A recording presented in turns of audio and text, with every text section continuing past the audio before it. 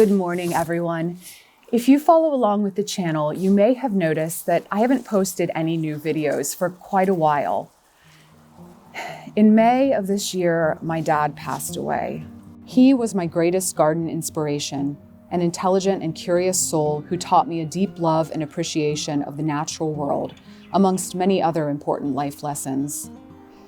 I know that life moves in seasons and cycles, and while I can't always be sure I'll be able to devote as much time to gardening as I do right now, I hope that, like my dad, I will still be gardening, hiking, and just generally caring for and enjoying nature well into my old age. I wanted to say thank you and let you know how very much I appreciate those who reached out and checked in during my absence from YouTube this year. I've been overwhelmed with the outpouring of concern, sympathies, and well wishes from this wonderful community of gardeners. You helped me remember how much I enjoy sharing this wonderful hobby of mine and how much I enjoy hearing about all of your gardening experiences. So while I missed out on sharing anything during the height of this gardening season, today I wanted to share a recap of my 2025 Midwestern Ohio garden.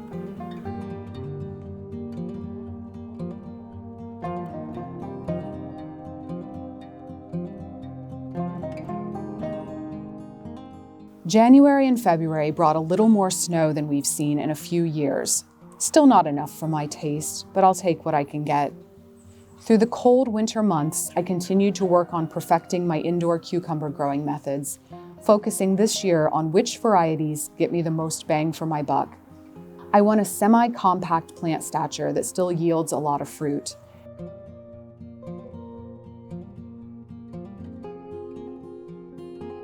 In the past, I've grown Quick Snack, which worked well, but is so compact I don't really get enough cukes off it to be worthwhile. This year, I tried Mojito and Mini Me, which I ended up being pretty happy with. I've also grown Quirk, which is very productive, but the fruit is quite small. Side note, if anyone would be interested in seeing a video on how I grow my indoor cucumbers, let me know. I've been hesitating to post one because I'm still perfecting my methods. I spent a lot of time in January poring over seed catalogs, finalizing my garden plans, checking supplies, placing orders, and generally being overly optimistic about what I could accomplish in the garden for the coming year. In February, I got my gardening fix by starting my winter-sown items, primarily native perennials and herbs. This year, I had great results with catnip, valerian, chamomile, eastern purple, and narrow-leaf coneflowers, golden yarrow, soapwort, and St. John's wort. Sowing cold hardy greens like spinach and cilantro in a makeshift cold frame, and sowing seeds indoors. February is when I start the bulk of my brassicas, and it feels like the official start of the gardening season to me here in Ohio. March, as always, was all over the place weather-wise. From temps in the 70s to snowing within less than a week.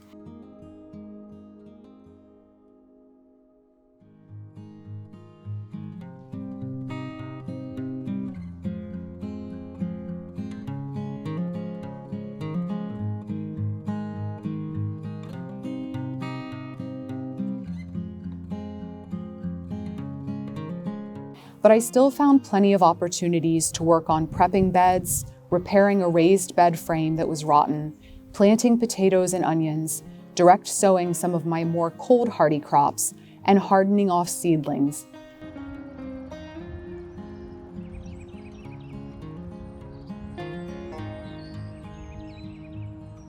I even got brave this year and transplanted out some of my brassicas, including kohlrabi and cabbage, about 3 weeks earlier than I normally do. I thought for sure I lost them when temps dipped down into the teens again in early April, but to my surprise, everything survived and flourished. At the very end of the month, I started my tomatoes. This year, I decided to test out the double cup method of tomato planting. This method isn't new, but this is the first year I've ever tried it. Basically, the first cup, with drainage holes poked in the bottom, sits inside the second cup. This makes it easy to bottom water and ensure proper drainage. I added a few inches of soil and sowed my seeds, and as the plants grew, I filled in the cups with soil. Unfortunately, I lost track of properly documenting the results of this test, but I will say that it worked well. My plants seemed to be a bit stronger and stockier than plants grown via my typical method, which is to start in 50 cell trays and up pot after 4 to 5 weeks. And I avoided all that work of up potting my seedlings. The only thing I didn't like was that the cups took up quite a bit more space than my typical seed starting trays. Overall, I think I'll likely try this method again for next year. I think the saying, in like a lion, out like a lamb, is supposed to pertain to March, but it was more fitting for April this year. With snow and well below freezing temperatures early on, followed by temperatures near or above 80 from mid-month onward. As typical of my April garden, I had the frost cloth, shade cloth, and insect netting all out at the same time. But this ended up being a bit more of a normal spring than what we've had the last several years. The temps stayed relatively cool, we had adequate rainfall, and the spring crops thrived. Ironically, even with a cooler than normal spring, our last spring frost this year was 3 weeks earlier than normal. I was too chicken to tempt fate, however, and stuck to my normal planting schedule. No frost tender crops out till after mid-May. Lots of planting was happening in April, including transplanting the bulk of my brassicas, fennel, and celery, more sowings of cold hardy seeds like peas, beets, carrots, and leafy greens. I also wanted to test out various styles of container plantings for potatoes, so I set up 2 variations of potato towers and 2 traditional container plantings. I'd been sent several videos of folks swearing that the potato towers were amazing, and I was dubious, but I was determined to give it a try myself before I knocked it. One tower was a repurposed tall laundry basket layered with a soil compost mix, potatoes, fertilizer, and straw. The second tower was a tall cylinder made of wire fencing and layered the same way. I also planted large black plastic pots and a fabric grow bag with potatoes. I've used the 20-gallon fabric grow bags many times in the past with good results.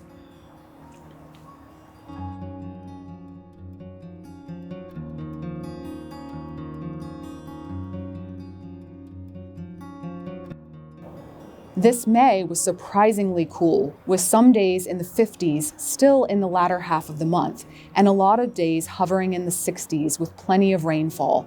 Not something I've experienced in May for a while, as many of our prior springs have been very warm and dry overall. Typically, it's in the high 70s, low 80s here by the end of May, but the cool season crops loved it.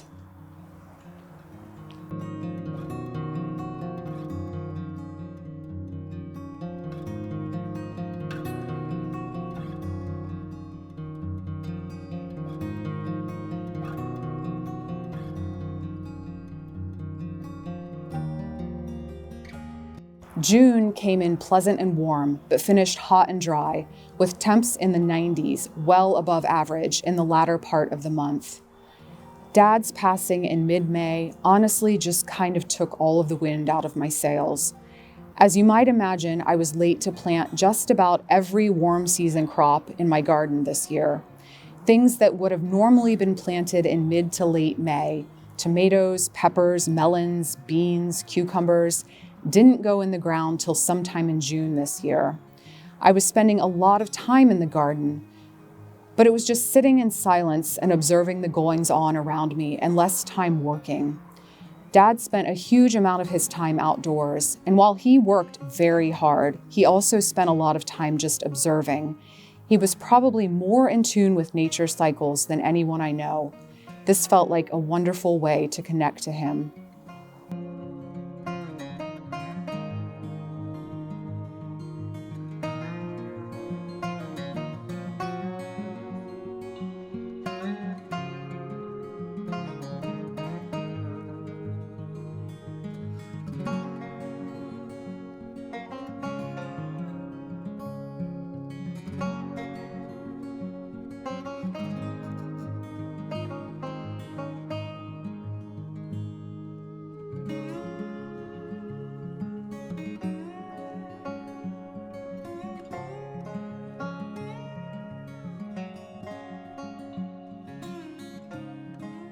Eventually, I did get my sweet potatoes planted, as well as a portion of my paste tomato trial.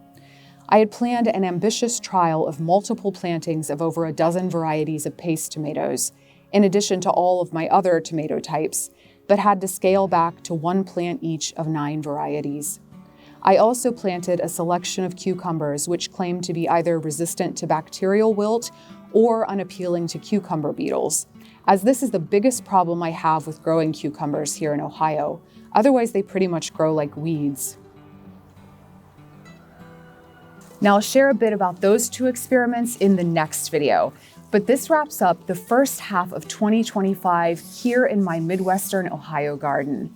Be sure to stay tuned for the next video coming soon, covering the second half of the year. And in the meantime, drop a line in the comments below and let me know how your year in the garden went. Thanks for watching, and I'll see you next time.